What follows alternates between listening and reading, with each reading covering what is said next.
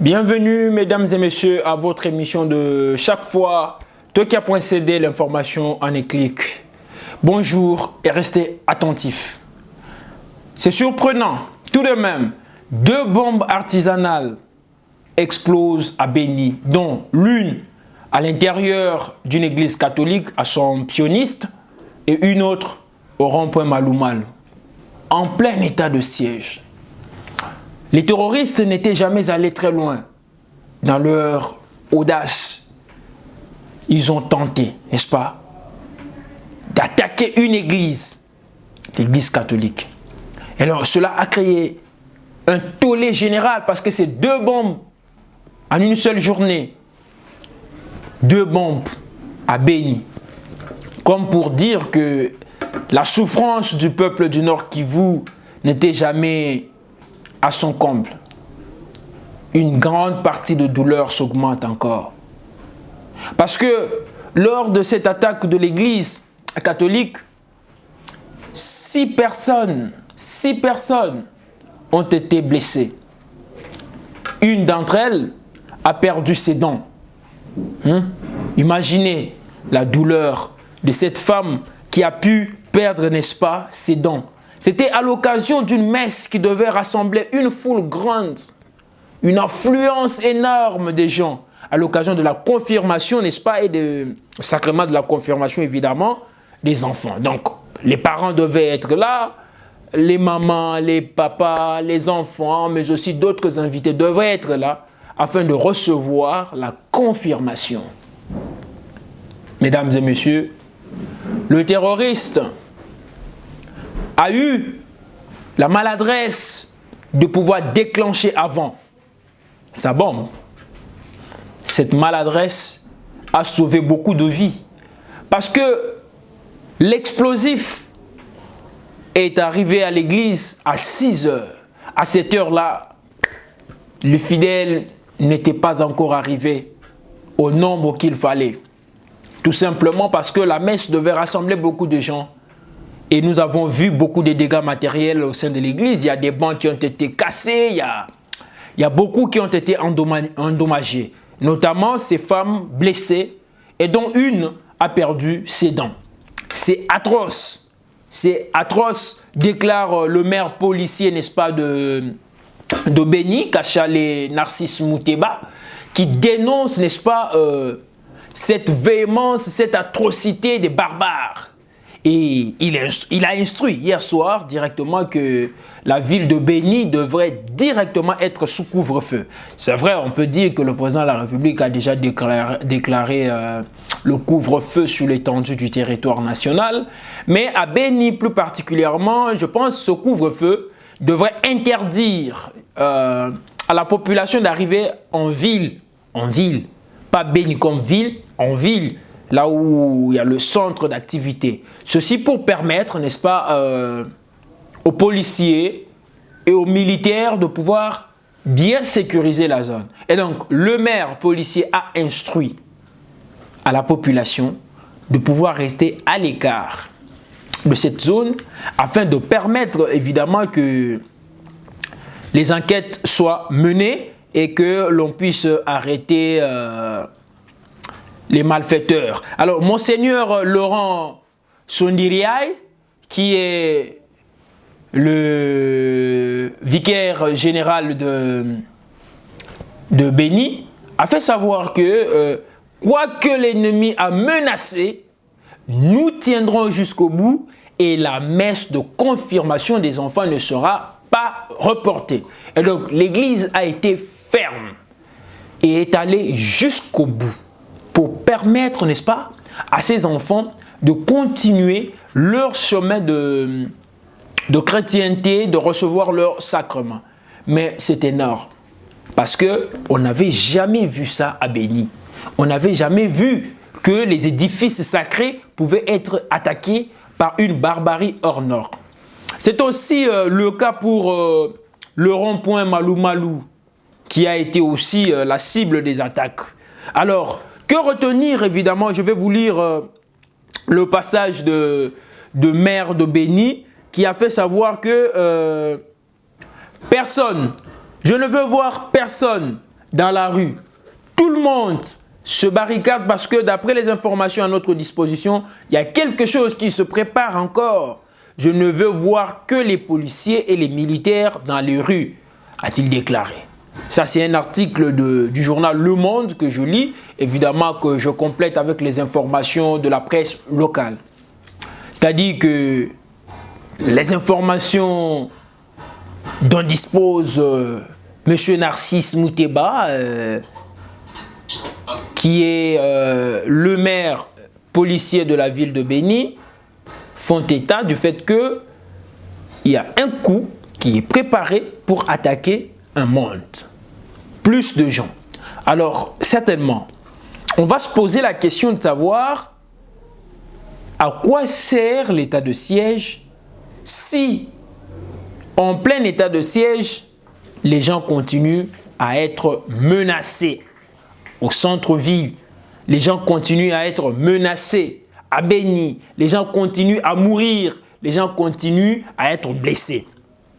À quoi sert l'état de siège? Nous rassurons que nos militaires sont à l'affront, sont au front. Ils vont attaquer l'ennemi. Ils ont des résultats qui sont satisfaisants plutôt jusque-là.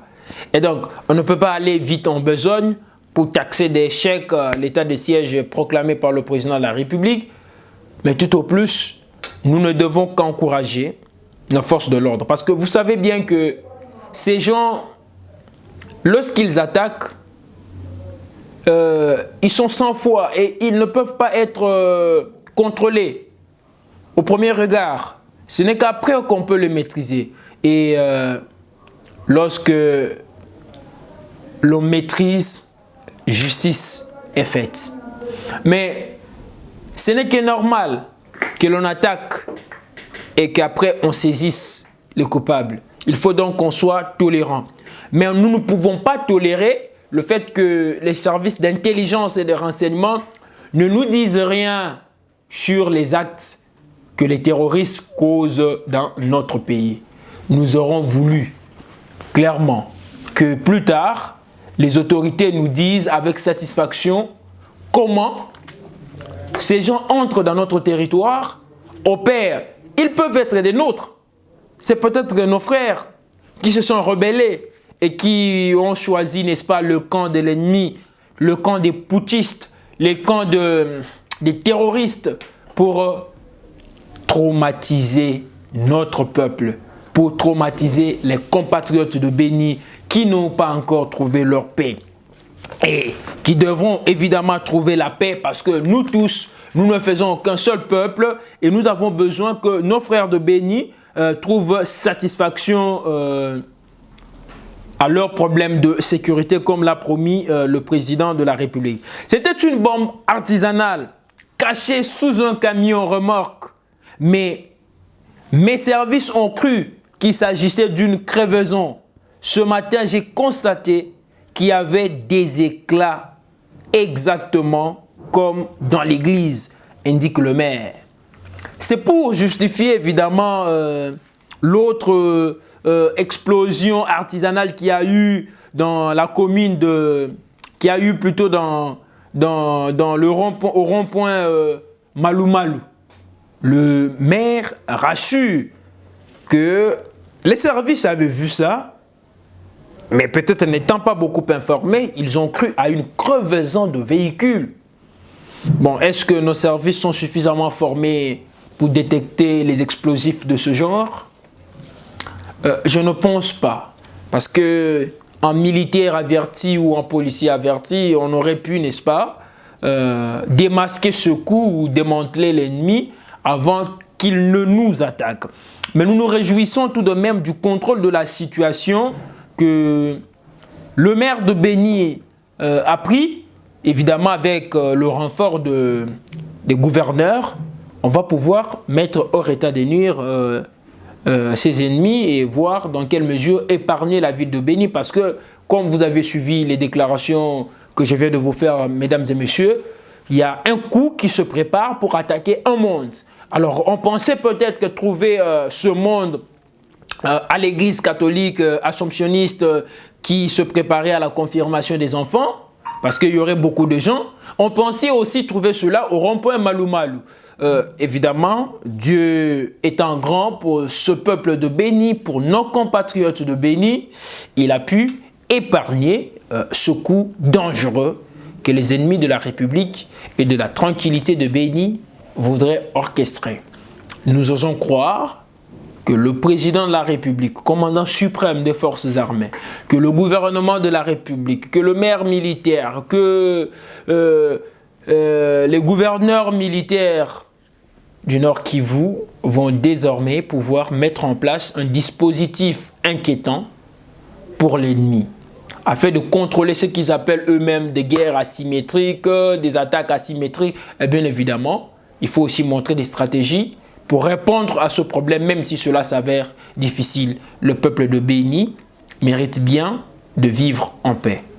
Mesdames et messieurs, portez Béni dans votre cœur, parce que sa douleur, c'est aussi notre douleur. C'est la douleur de tout notre pays. C'est aussi l'occasion pour nous d'interpeller toutes les personnes qui sont impliquées dans la sécurité de notre pays, afin de pouvoir mettre tout en place, se battre comme il le faut, se plier en quatre, travailler comme des malades, afin de remettre la tranquillité dans la partie est de notre pays.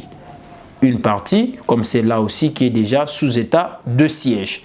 Et nous espérons que d'ici là, l'état de siège, qu'on proroge de temps en temps, va pouvoir porter ses fruits. Je vous remercie une fois encore de l'attention particulière que vous nous accordez. Aimez Tokia.cd, l'information en un clic, sur YouTube, sur Facebook, sur Twitter, sur Instagram, partout. Aimez, suivez-nous, abonnez-vous, faites-nous parvenir vos suggestions. Nous sommes là, ensemble, nous allons évoluer. Moi, c'est Godefroy Bise Ibiala Nibez, votre humble serviteur, accompagné toujours par l'équipe, patronné par Jordi Kimbembi, le maestro, l'homme de la technique, par Isaac Mpoy, celui qui me fournit la documentation nécessaire, le jeune marié, et par toutes les personnes qui nous contactent quand nous préparons les émissions pour vous. Mesdames et messieurs, à très bientôt.